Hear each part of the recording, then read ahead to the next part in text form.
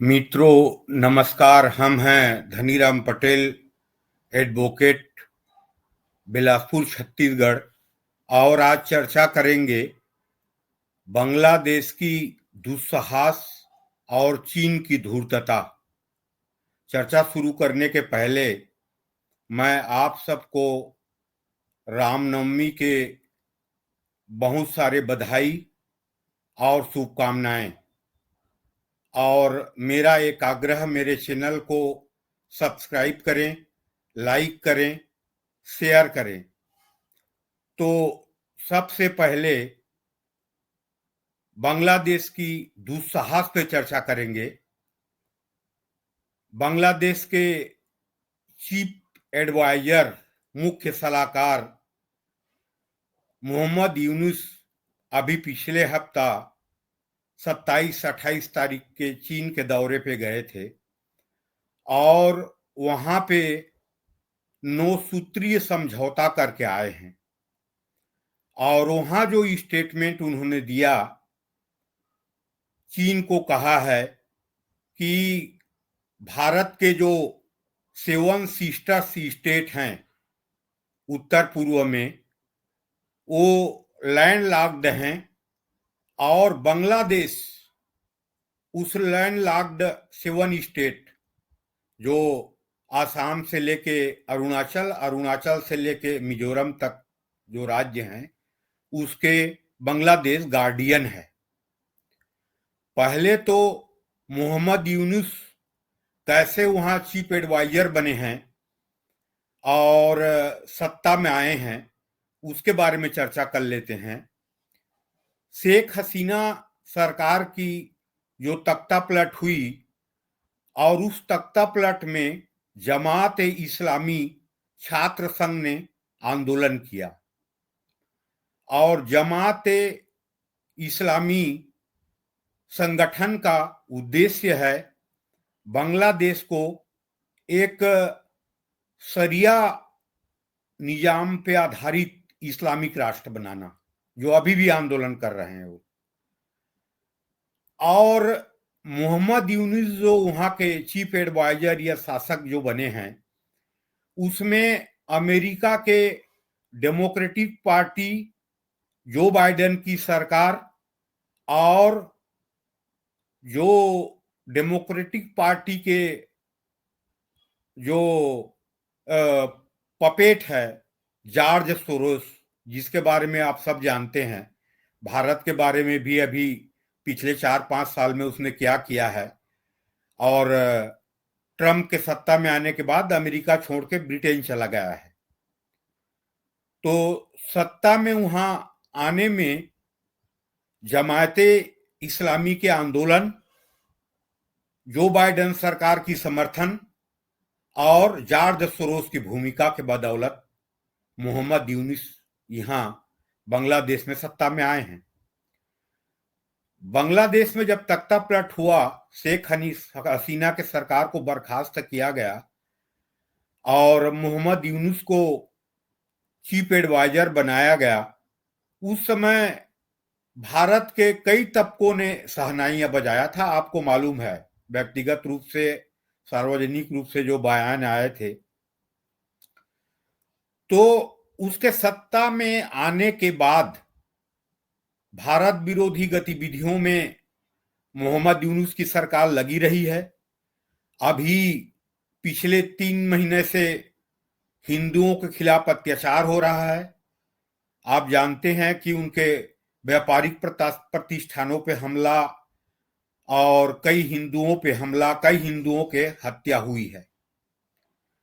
लेकिन अभी हद तब हो गई जब मोहम्मद यूनुस चीन के यात्रा पे गए और वहां पे जो स्टेटमेंट उन्होंने दिया है लैंड लॉक्ड 7 सिस्टर स्टेट के बारे में और उसके गार्डियन होने के बारे में, तो पहले तो ये डेमोक्रेटिक पार्टी और जॉर्ज सोरोस के पपेट होने के कारण दिया है उन्होंने। और एक तो लगता है कि इसको जो नोबेल प्राइज भी मिला है, उसमें भी जॉर्ज सोरोस और अमेरिकी मीडिया का भूमिका है। और उसको यह भी मालूम नहीं है कि लैंडलॉक्ड कंट्री क्या होता है। लैंडलॉक्ड कंट्री उसे कहते हैं जिसकी कोई सीमा समुद्र से नहीं टच करता हो, ना छूता हो, और दो से अधिक राष्ट्रों से घिरा हो। तो भारत के तो समुद्री सीमा 6000 किलोमीटर से अधिक है, और सिलीगुड़ी कॉरिडोर जिसको चिकन नेक कहते हैं उसके माध्यम से जुड़ी हुई है। लेकिन यहां पे मोहम्मद यूनुस का धूर्तता का कारण यह है कि चीन को ये सब्जबाग दिखाया जाए कि आप अरुणाचल प्रदेश में दावा करते हैं और आप आएंगे तो उसको हम ब्लॉक कर सकते हैं, और भारत के जो 7 सिस्टर स्टेट हैं उसमें कुछ भी कर सकते हैं। जो 9 सूत्री समझौता किया है उसमें एक है तीसदा नदी के कटाव को रोकने के लिए कॉम्प्रिहेंसिव मैनेजमेंट जो चीन करेगा, कटाव को रोकने के लिए उसके सीमेंटीकरण और संरक्षण का कार्य करेगा। जो तीस्ता नदी अपने सिक्किम से निकल के बांग्लादेश में जाता है, और उसके कॉम्प्रिहेंसिव मैनेजमेंट का काम चीन को दे दिया गया है, जो भारत चाहता था पहले। दूसरा समझौता है मोंगला पोर्ट का। मोंगला पोर्ट को के डेवलपमेंट के लिए भारत सरकार और शेख हसीना के सरकार के बीच लगभग सहमति बन गई थी। भारत सरकार चाहती थी कि यहां चीन आके हस्तक्षेप ना करे। उसके डेवलपमेंट के काम मोहम्मद यूनुस ने चीन को दे दिया है। चिटगांव पोर्ट के डेवलपमेंट का काम और सेज निर्माण का काम चीन को दे दिया गया है, जो भारत चाहता था। और ब्रह्मपुत्र नदी के बारे में सूचना के आदान प्रदान के बारे में समझौता हुआ है। और अन्य जो समझौते हुए हैं वो आर्थिक समझौते हैं, ऋण और ऋण के जो समय सीमा है उसका एक्सटेंशन और सांस्कृतिक समझौते हुए हैं। लेकिन 3 जो महत्वपूर्ण समझौता किया है मोहम्मद यूनुस ने, वो भारत को परेशान करने के लिए और भारत के सीमा में भारत के जो दुश्मन चीन है उसको प्रवेश कराने के लिए किया है। तो यहां पे भारत को क्या करना चाहिए? भारत को वही करना चाहिए जो रूस ने यूक्रेन के खिलाफ किया है। आज बांग्लादेश एक पिद्दी सा देश, जिस भारत के बदौलत जो स्वतंत्र हुआ, पिछले 50 साल से भारत के सहायता और सहयोग से जिंदा है, वो देश भारत को परेशान कर रहा है और धमकी दे रहा है। तो बांग्लादेश जैसे राष्ट्र के लिए भारत को साहसिक कदम नहीं, दुस्साहसिक कदम की जरूरत है। और रूस ने जैसे यूक्रेन में ऑपरेशन किया है वैसे ऑपरेशन की जरूरत है। और भारत कुछ प्रतिक्रिया नहीं दे रही है। अब मोदी जी अभी बिमस्टेक सम्मेलन में थाईलैंड के राजधानी बैंकॉक में मोहम्मद यूनुस से मिले भी हैं, और उसके भी भारत में प्रतिक्रिया हो रही है, सकारात्मक नकारात्मक। और बांग्लादेश में जो मीम बनाया गया है उसमें मोदी को एक चाय वाला और उसको एक विद्वान बताया जा रहा है, जिसको मोदी जी चाय पिलाते हुए उन्होंने बांग्लादेश के कई लोगों ने मीम बना के सोशल मीडिया में डाला हुआ है। तो ये तो हो गया कि भारत को क्या प्रतिक्रिया देनी चाहिए और भारत की क्या रुख होनी चाहिए उसकी बात। लेकिन इसके इतिहास में जाने की जरूरत है, चीन की धूर्तता और बांग्लादेश के दुस्साहस।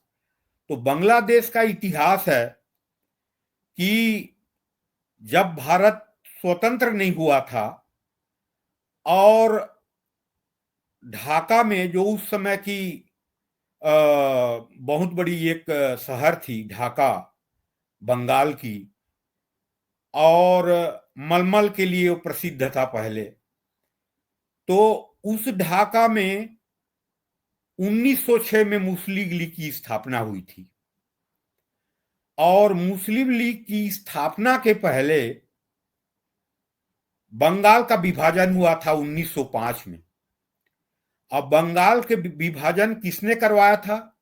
अंग्रेज सरकार और लीगी मानसिकता के लोग। लीगी मानसिकता के लोग इसलिए बोल रहा हूं मैं कि लीग की स्थापना 1906 में हुई और बंगाल की विभाजन 1905 में हुई। तो लीगी मानसिकता और अंग्रेजों ने मिलकर बंगाल का विभाजन करवाया था और भारत के लोगों के विरोध के कारण 1911 में बंगाल के विभाजन को खत्म करना पड़ा। और उस समय की जो बंगाल प्रांत थी उसके बारे में मैं बता दूं, 1905 में जो बंगाल प्रांत थी उसमें उड़ीसा, झारखंड, बिहार, आसाम और आसाम से बने हुए जो राज्य हैं, मेघालय, मिजोरम, नागालैंड, ये सब बंगाल के पार्ट थे। इतना बड़ा बंगाल था और विभाजन हुआ था धर्म के आधार पे, पूर्वी बंगाल और पश्चिम बंगाल। पश्चिम बंगाल हिंदू बहुल, पूर्वी बंगाल मुस्लिम बहुल। उसके बाद 1947 में जब भारत का विभाजन हुआ, पाकिस्तान और भारत दो राष्ट्र में विभाजित हो गए और पूर्वी पाकिस्तान जो आज जो बांग्लादेश है, वहां पे हिंदुओं की संख्या लगभग 32% थी 1941 के जनगणना के अनुसार। 1971 के जनगणना के अनुसार और पाकिस्तान भारत युद्ध के पहले 22% हिंदू थे बांग्लादेश में, और आज 2025 में 7.5% हिंदू आबादी है और उनको भी मारा जा रहा है, भगाया जा रहा है। आप देख रहे हैं मीडिया में, और यहाँ के कई मीडिया बोलता भी नहीं है अपने आप को सेकुलर मानते हुए। हकीकत यह है कि लीगी मानसिकता जो है बांग्लादेश में वो अभी भी बरकरार है और पाकिस्तान में भी बरकरार है। तो बांग्लादेश और भारत के संबंध कैसे होनी चाहिए? भारत ने हमेशा प्रयास किया है, सहयोग दिया है, डेवलपमेंट में सहयोग दिया है, और अभी शेख हसीना के सरकार में ग्रोथ रेट भी अच्छी थी बांग्लादेश के, फॉरेन एक्सचेंज भी बहुत अच्छी थी, व्यापार भी, एक्सपोर्ट भी बहुत अच्छा था। पिछले 3 महीना में बांग्लादेश में एक्सपोर्ट भी गिर गया, ग्रोथ रेट भी गिर गया, फॉरेन एक्सचेंज खत्म हो गया। और ये किस लिए हुआ है? ये जमायते इस्लामी के आंदोलन और जो बाइडेन और जॉर्ज सोरोस के कारण जो तख्ता पलट हुआ, मोहम्मद यूनुस को जो सत्ता में बिठाया गया, इसके कारण हुआ है।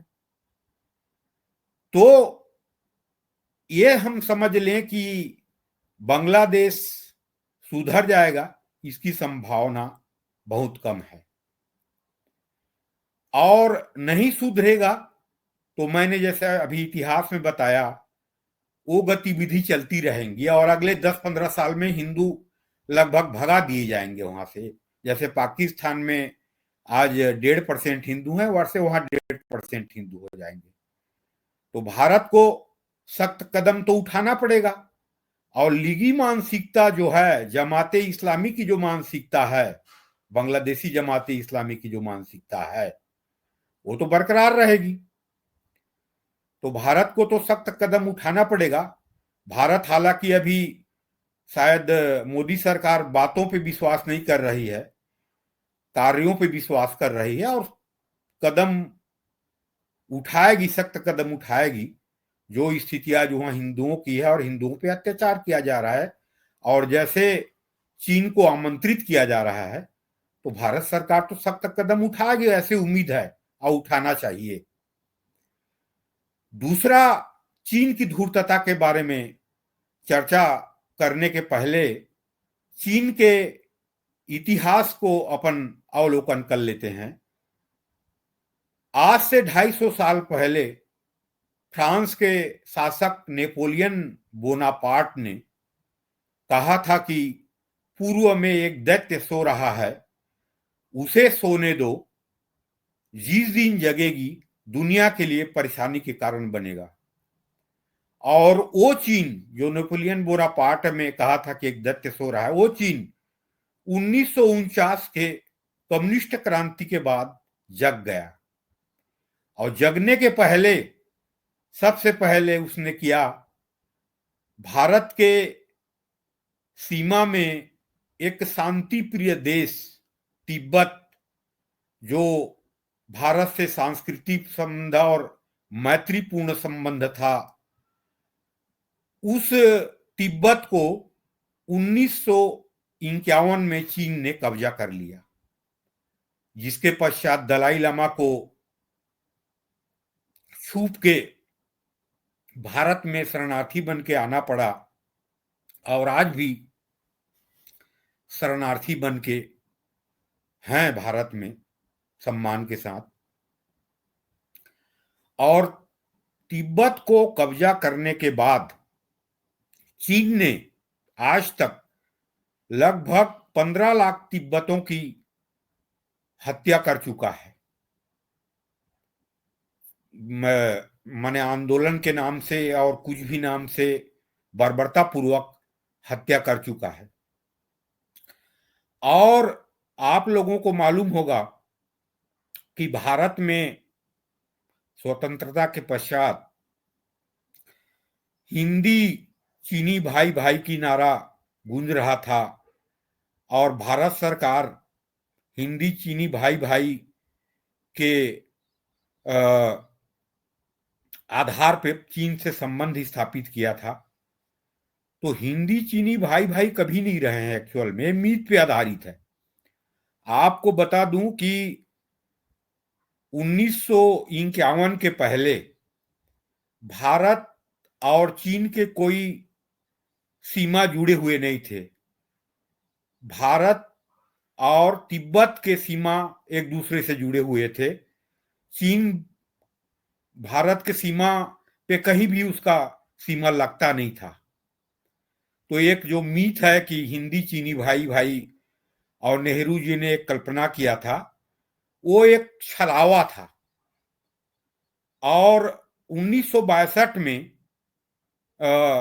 चीन ने भारत पे हमला करके लगभग 38,000 किलोमीटर भूमि को कब्जा कर लिया।